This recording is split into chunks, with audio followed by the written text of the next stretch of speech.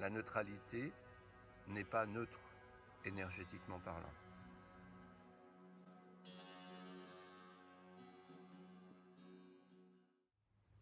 Lorsqu'on est persuadé, comme si sa vie était en jeu, que la méditation est une voie de conscience, une voie d'unité, de centrage, eh bien il reste maintenant à choisir son type de méditation. Mais la méditation, c'est une fleur parmi des milliers de fleurs dans un jardin immense. Et il faut trouver la fleur qui correspond à notre cœur, à notre émotion, à notre constitution, à notre tempérament. De nombreuses techniques prônent la neutralité et fréquemment un travail respiratoire. Pourquoi la neutralité? Au niveau vibratoire, la neutralité est la première étape positive. C'est-à-dire que la neutralité n'est pas neutre énergétiquement parlant. Il y a un certain nombre d'émotions qui font baisser le taux vibratoire et d'autres qui l'augmentent. Et la neutralité est la première marche positive pour augmenter le taux vibratoire. Nous utilisons comme technique de base de méditation l'écoute du mouvement profond de vie.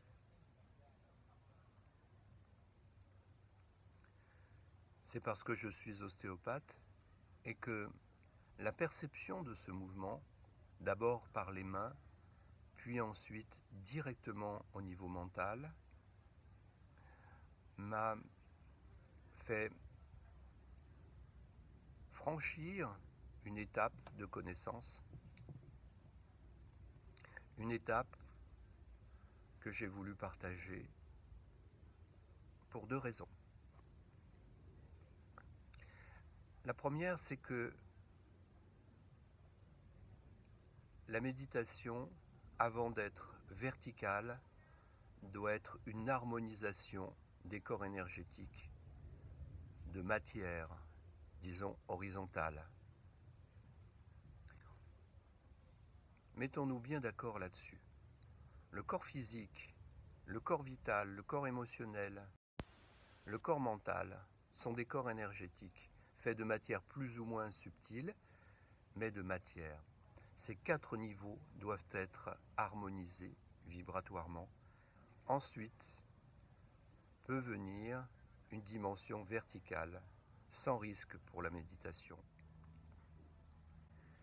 Lorsqu'on a une attention qui se réunifie et que la méditation vient à soi, et qu'on est capable de rentrer dans l'acceptation de l'inconscient, et qu'on voit le processus de réintégration de l'inconscient, c'est-à-dire qu'on habite de plus en plus son existence, son corps, eh bien, on s'aperçoit qu'il n'y a plus d'émotions négatives. Si, et ce n'est pas un détail, c'est vraiment central, si on vit des émotions, qu'elles soient positives ou négatives, qu'on soit heureux ou malheureux, on ne se laisse plus enfermer dans l'étau yin-yang des extrêmes. Si l'attention est pleine, il n'y a plus d'émotions négatives pour l'être. Dans une attention complète et une pensée silencieuse, on peut laisser vivre les émotions, sans pour autant qu'elles nous emportent, sans pour autant les attacher sur les égos.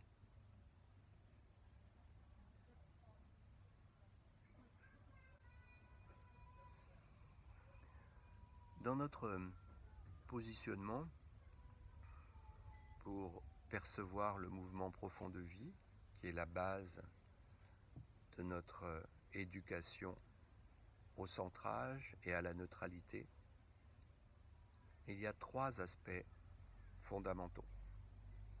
l'écoute juste, le positionnement juste et l'intention juste. L'écoute juste, c'est percevoir que la vie est une, et cette non-expérience, non-dualité de la perception du flux de la vie dans une autre personne et en soi-même, nous plonge dans un fonctionnement complètement différent par la neutralité, où l'on s'aperçoit que les opinions n'ont pas d'importance, par exemple, que nos propres opinions commencent à nous ennuyer profondément, et que tout ce qui est le conditionnement commence à être vu, tout en gardant du bon sens.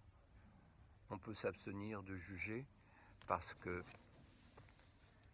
le conditionnement n'est plus un problème d'inconscient, mais c'est uniquement un facteur dont il faut tenir compte. Oui, j'ai des opinions. Vous avez des opinions. Et peut-être qu'elles se valent toutes. Mais c'est hors sujet. On n'est pas dans ce mouvement d'observation du mental. Lorsqu'on est dans l'écoute profonde de la vie, on n'est plus dans le conditionnement. On est dans la nature, dans la véritable nature, dans le spontané, dans le nécessaire, comme diraient les taoïstes. Les phases pour devenir son propre thérapeute, commencent par d'être dans cette écoute, dans l'acceptation de ce qu'on est. Un très bon exemple est le mouvement du tai chi qui n'est jamais parfait, et pourtant c'est l'art du mouvement parfait. Le mouvement est toujours contrôlé, est toujours dévoyé, est toujours ralenti par des tensions, des erreurs de physiologie, une méconnaissance de la respiration, un blocage des différents diaphragmes.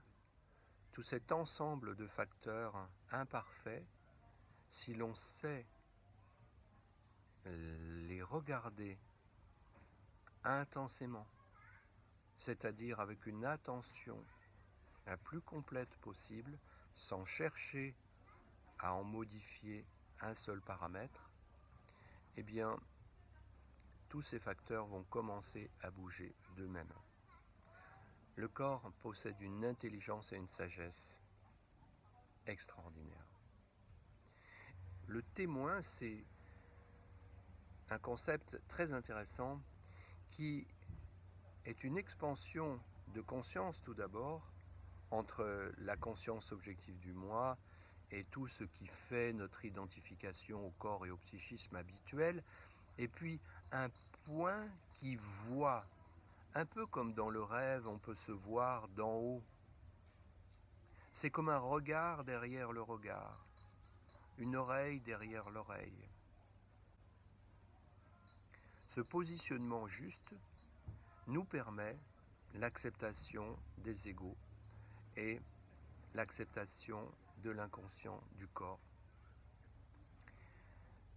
Ce positionnement va engendrer une unité corps, âme, esprit. Parce que l'ego est dans l'avoir et l'esprit est dans l'être. Le positionnement est fondamentalement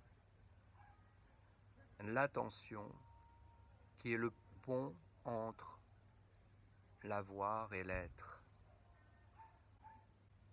Lorsque l'attention est pure, c'est l'attention du corps, de l'âme et de l'esprit.